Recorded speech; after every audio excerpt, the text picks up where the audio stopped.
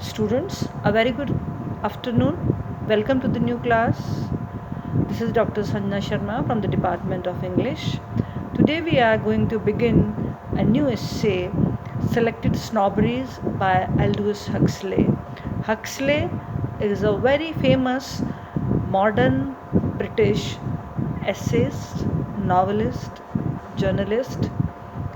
His grandfather was a great scientist from Victorian era. Matthew Arnold was his relative. He studied at masterclass educational institutes like Eton and Oxford. He traveled a lot, and he was not only an essayist but a poet as well, and he was a rationalist. Let us come to page number 187 of our textbook. Let us come to know about his biography and his achievement as a writer. So open your book on page number 187. Aldous Leonard Huxley was the inheritor of the best family traditions. His grandfather was Thomas Henry Huxley, the eminent Victorian scientist.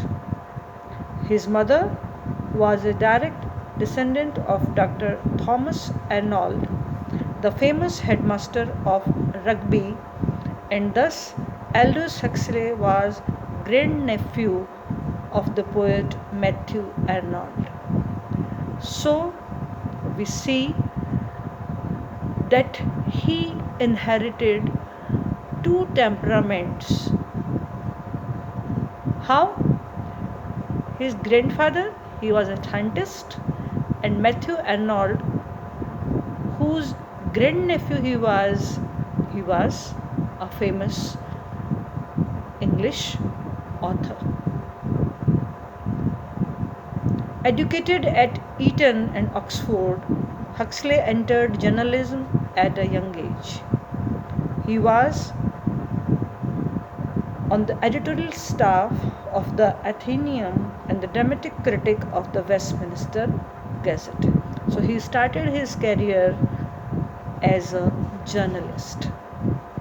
He traveled widely, which gave him a larger experience of life and provided him with the themes of many of his celebrated works, which came at regular intervals. So he traveled a lot. He went from one country to another country, from one continent to another continent. He gained a lot of experience and knowledge through his sojourns, and he penned down them in his travelogues. So he was not only an essayist but a great travel writer as well.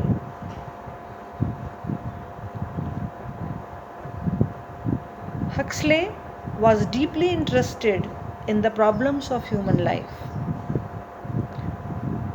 Initially, he was a strong rationalist,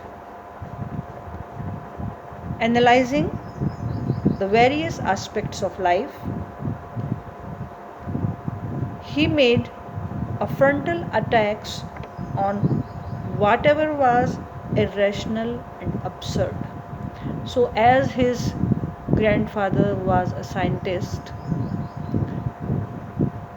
he was a rationalist in the beginning phases of his writings, and he hated absurdity in any form, and he had a strong dislike for irrationalism.